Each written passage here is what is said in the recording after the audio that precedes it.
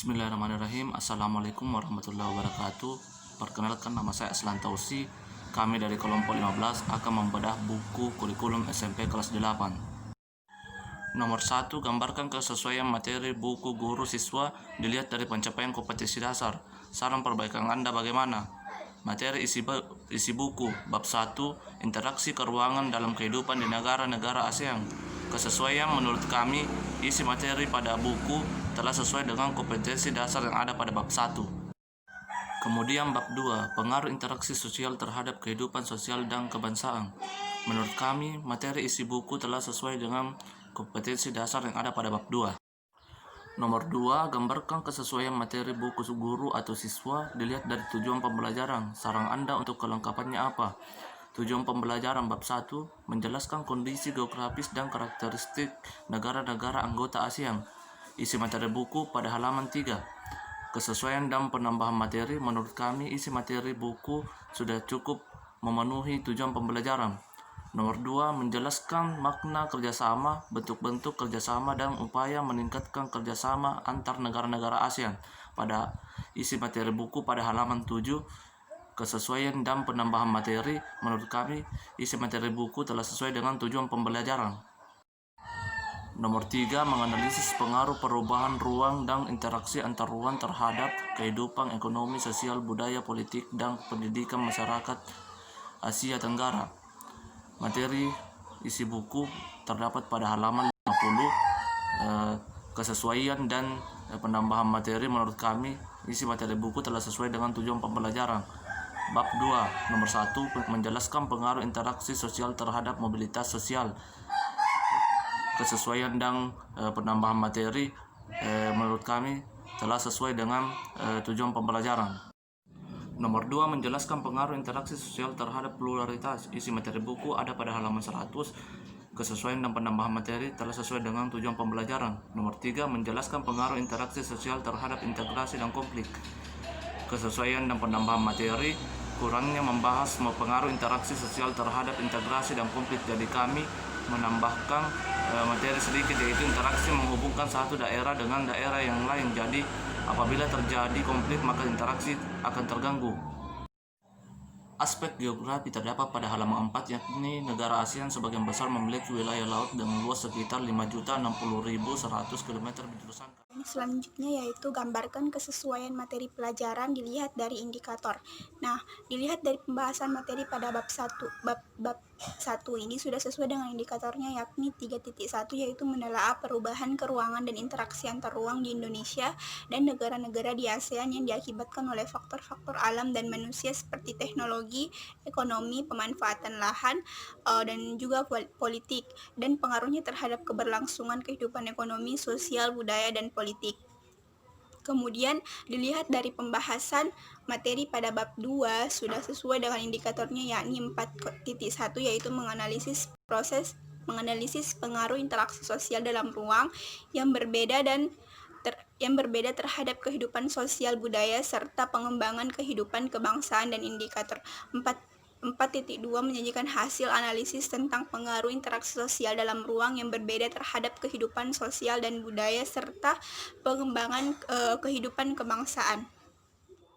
Poin selanjutnya yaitu gambarkan kesesuaian media atau alat bantuan pembelajaran IPS yang digunakan, apakah sudah sesuai dan bagaimana saran dan seharusnya. Nah, pada bab 1, interaksi keruangan dalam kehidupan negara-negara ASEAN, terdapat 3 jenis media yang digunakan, yaitu buku siswa sejarah kelas 8, kemudian internet, kemudian clipping, kemudian gambar, LKS, aktivitas individu, aktivitas kelompok, dan berbagai buku bacaan yang terdapat di perpustakaan sekolah. Nah, menurut kami media atau alat yang digunakan dalam buku ini sudah cukup sesuai dengan materi pembahasan dalam bab 1, yaitu interaksi keruangan dalam kehidupan di negara-negara ASEAN. Namun, menurut kami akan lebih baik lagi jika ditambahkan media lain seperti misalnya berupa PPT atau slide dan juga video pembelajaran. Kemudian pada bab 2 sendiri sama seperti pada bab 1, yaitu menggunakan buku siswa IPS kelas 8, kemudian di internet, LKS, aktivitas individu dan aktivitas kelompok, serta buku bacaan yang terdapat di sekolah. Saran penyempurnaan kami yaitu tadi lebih baik jika ditambahkan media berupa PPT dan juga video pembelajaran. Beralih ke poin selanjutnya, yaitu gambarkan kesesuaian mengenai strategi atau metode pembelajaran yang digunakan dalam buku. Menurut kami, metode pembelajaran yang digunakan dalam buku ini sudah cukup sesuai dengan materi pembelajaran dalam bab 1, yaitu interaksi keruangan dalam kehidupan di negara-negara ASEAN. Namun, akan lebih sempurna jika ditambahkan metode demonstrasi dan tanya jawab. Metode demonstrasi atau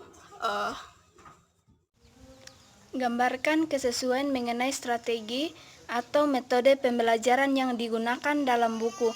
Menurut kami, metode pembelajaran yang digunakan dalam buku ini sudah cukup sesuai dengan materi pembelajaran dalam bab 1, yaitu interaksi keruangan dalam kehidupan negara-negara ASEAN.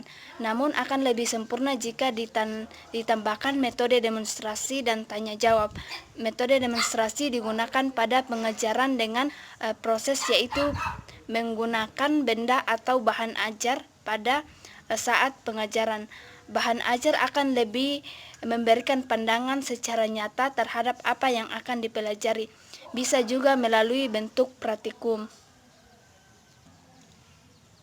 Metode demonstrasi ini memiliki manfaat antara lain siswa jadi lebih tertarik dengan apa yang diajarkan, siswa lebih fokus dan terarah pada materi, pengalaman terhadap pengajaran lebih diingatkan dengan baik oleh siswa. Metode tanya jawab adalah cara penyajian pelajaran dalam bentuk pertanyaan yang harus dijawab, terutama dari guru kepada siswa, tetapi dapat pula siswa kepada guru. Adapun tujuan dari metode tanya jawab untuk mengetahui sejauh mana penguasaan siswa terhadap apa yang sedang atau telah dipelajari. Gambarkan kesesuaian LKPD dengan materi yang ada dalam buku mata pelajaran IPS Kurikulum 2013. Kita lihat di sini dari gambar ini, menurut kami LKPD yang dengan materi yang ada dalam bab 1 sudah sesuai dengan LKPD yang tersedia dalam buku IPS siswa. Gambar 1.1 halaman 15 menunjukkan negara-negara ASEAN berdasarkan letak geografis dan letak berdasarkan koordinat, karena di dalam LKPD tersebut sudah memuat letak. Bismillahirrahmanirrahim. Assalamualaikum warahmatullahi wabarakatuh. Perkenalkan, nama saya Fani Adranisham, jurusan Pendidikan IPS, Fakultas Ilmu Sosial. Baiklah, saya akan menjelaskan tentang gambaran jika kesesuaian, bentuk atau jenis evaluasi hasil pembelajaran jika dikaitkan dengan perkembangan siswa seumuran SMP yang digunakan dalam buku tersebut. Yang pertama yaitu jenis evaluasi penilaian portofolio.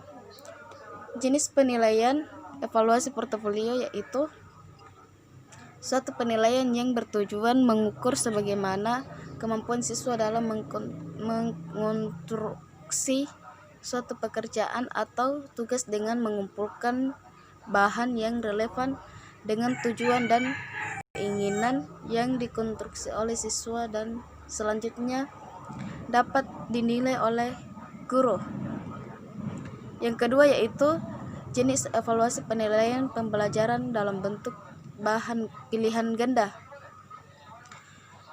Jenis penilaian ini sangatlah mudah bagi siswa seumuran SMP karena bentuk evaluasi penilaian ini hanya meliputi jawaban yang diusulkan, pengisian atau perlengkapan pernyataan.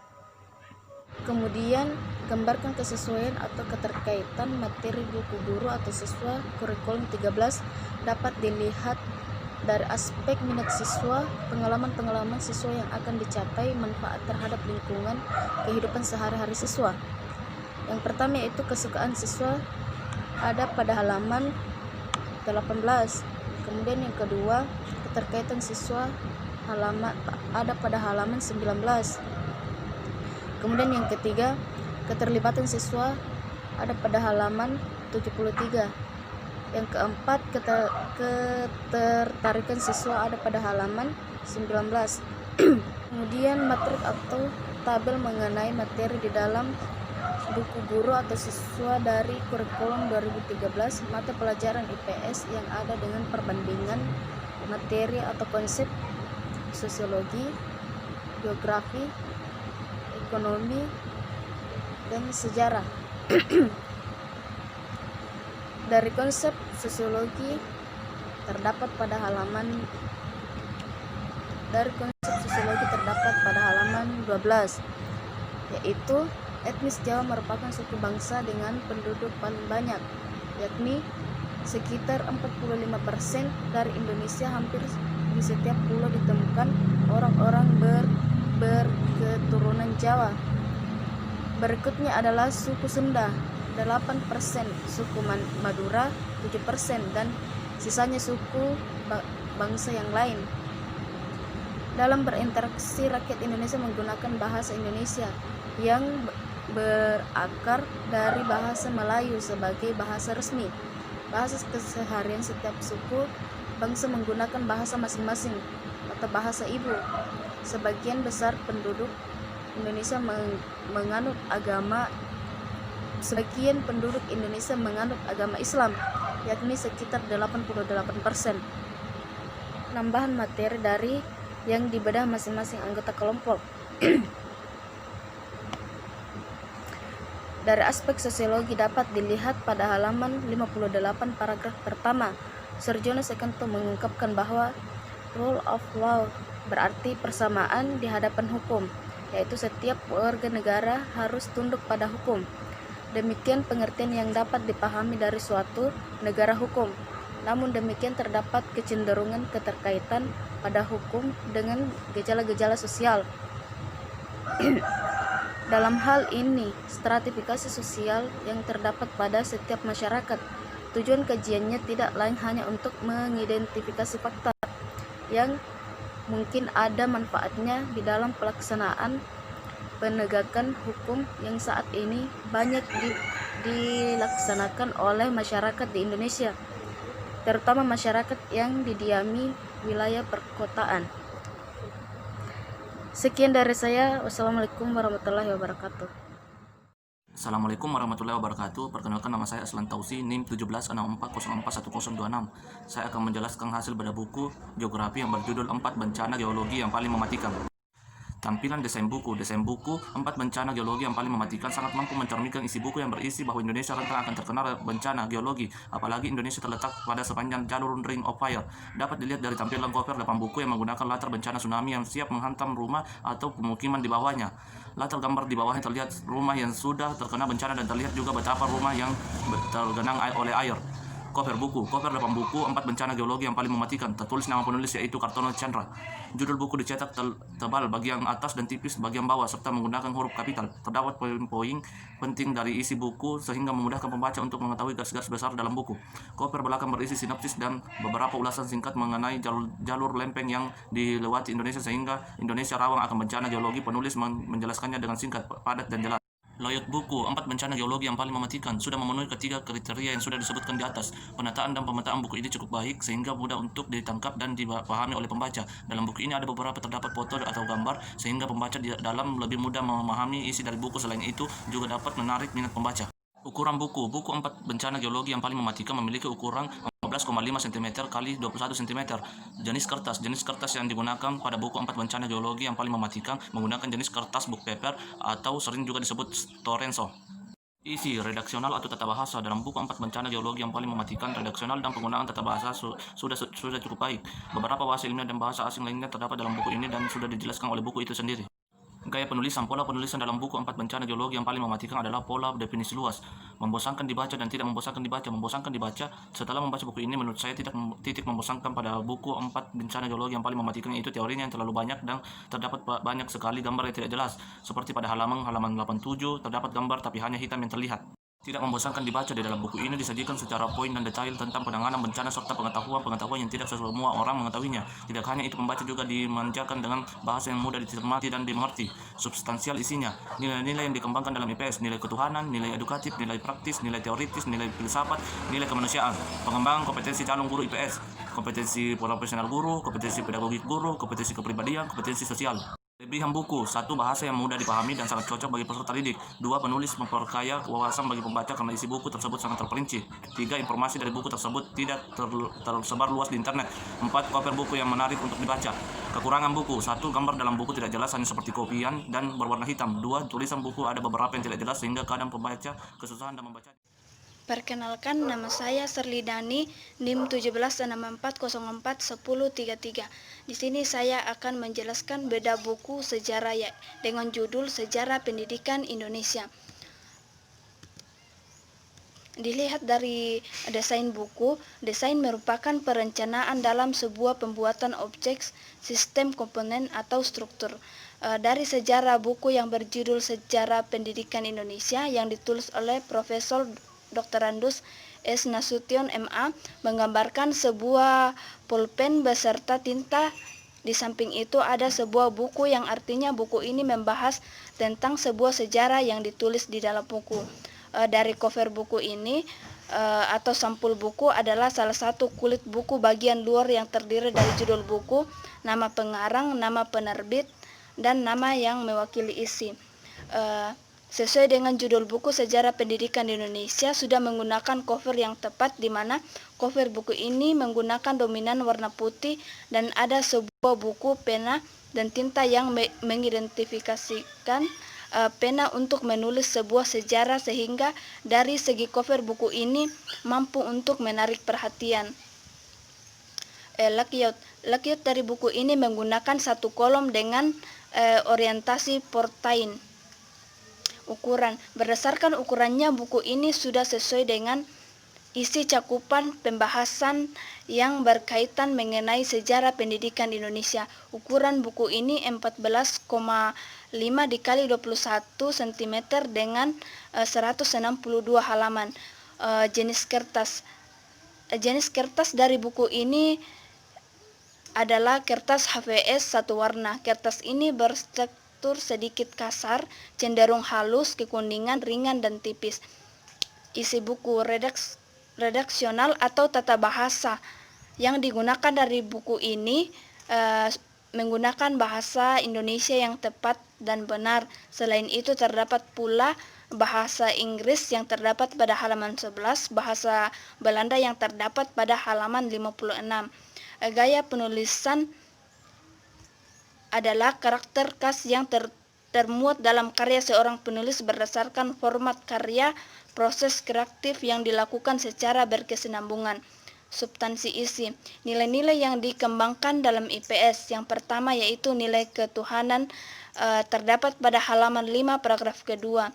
Nilai edukatif terdapat pada halaman 15 paragraf keempat. Nilai praktis terdapat pada halaman 19 paragraf pertama. Nilai teoritis terdapat pada halaman 73 paragraf pertama. Nilai filsafat terdapat pada halaman 153 paragraf ketiga. Nilai ketuhanan terdapat pada halaman 10 paragraf keempat. Pengembangan kompetensi calon guru IPS. Yang pertama, kompetensi profesional, kompetensi pedagogik, kompetensi kepribadian, kompetensi sosial. Kontribusi buku terhadap bentuk-bentuk materi pelajaran IPS. Yang pertama yaitu konsep dasar, terdapat pada halaman 4 paragraf ketiga, halaman 5 paragraf pertama, halaman 10 paragraf keempat. Topik-topik dari subjek atau ilmu-ilmu sosial. Yang pertama yaitu aspek sosiologi, terdapat pada halaman 34 paragraf ketiga. Aspek sejarah terdapat pada halaman 2 paragraf pertama. Aspek ekonomi terdapat pada halaman 34 paragraf kelima. Aspek geografi terdapat pada halaman 14 paragraf pertama.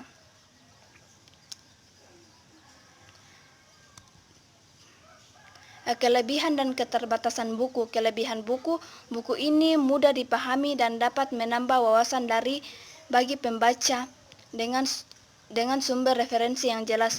Pengguna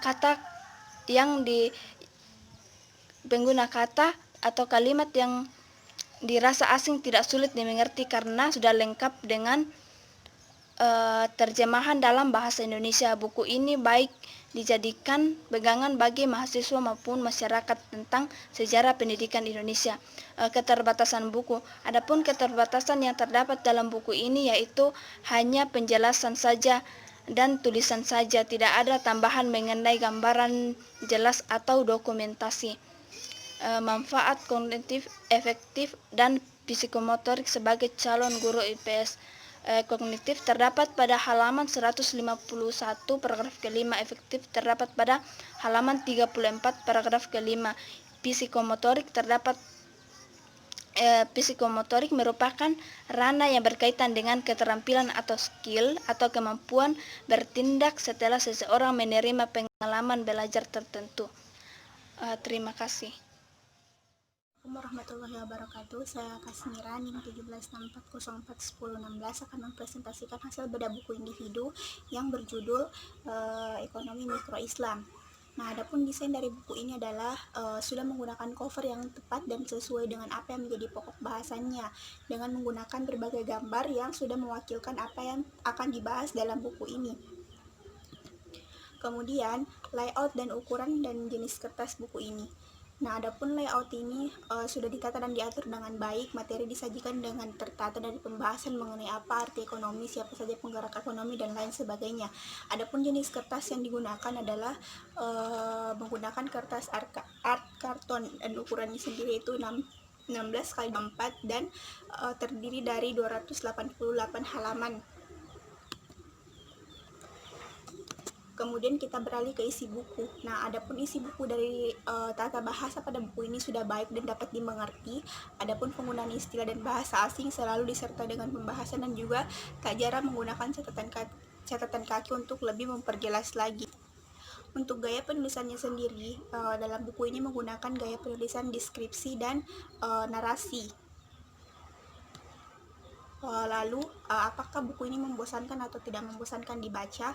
Menurut saya, buku Ekonomi Mikro Islam ini sebagai pembaca tidak terlalu membosankan, terlebih lagi bagi mereka yang mungkin memang sedang mencari referensi terkait keperluan mereka dalam buku ini, karena penulis berusaha menyampaikan isinya dengan menggunakan bahasa yang mudah dimengerti dan juga penjelasan di setiap atau istilah asing bagi pembaca. Selanjutnya yaitu efektivitas, efisiensi, dan ekonomis penggunaan kata. Dalam buku Ekonomi Mikro Islam ini, efektivitas katanya menurut saya sudah cukup efektif karena penjelasannya meskipun rumit selalu disertai dengan penjelasan sehingga tidak membingungkan pembaca.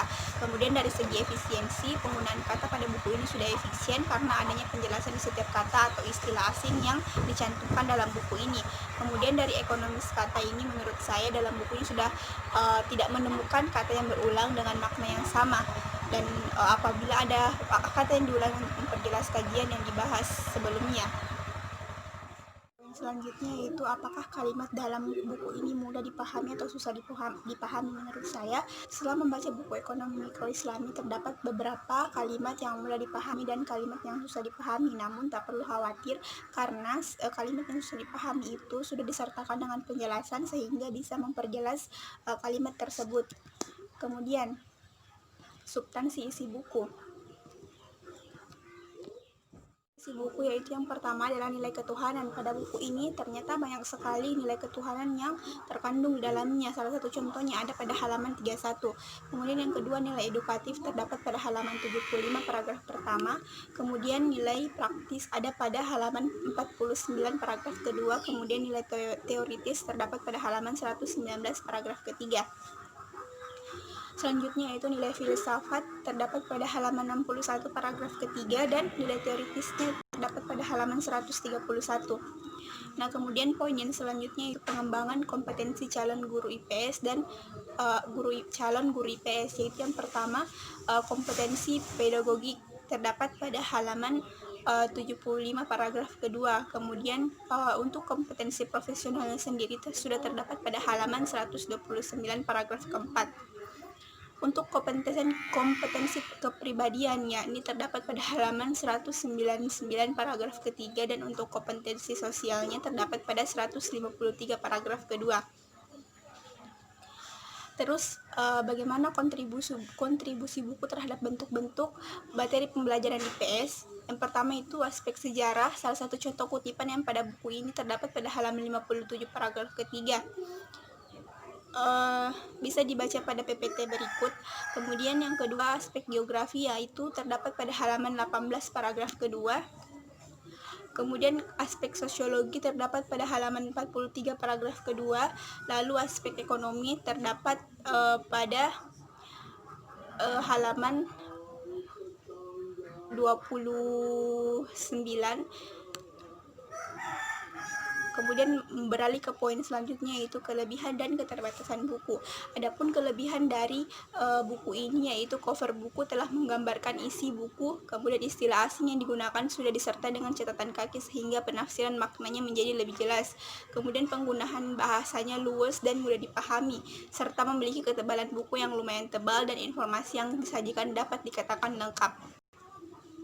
Buku ini terdiri dari 18 bab yang memberikan pembahasan mengenai berbagai aspek dalam ekonomi mikro Islam. Pembaca akan memperoleh informasi dengan pendekatan yang lebih akademis.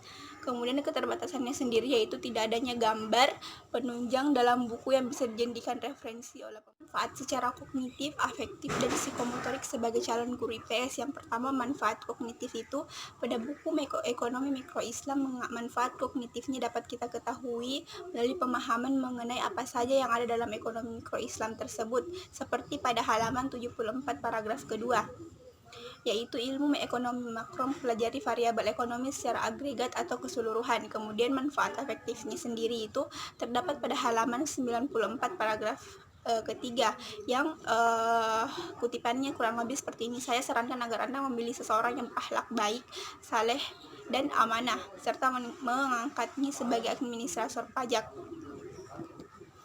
Kemudian manfaat psikomotorik ini terdapat pada halaman 136.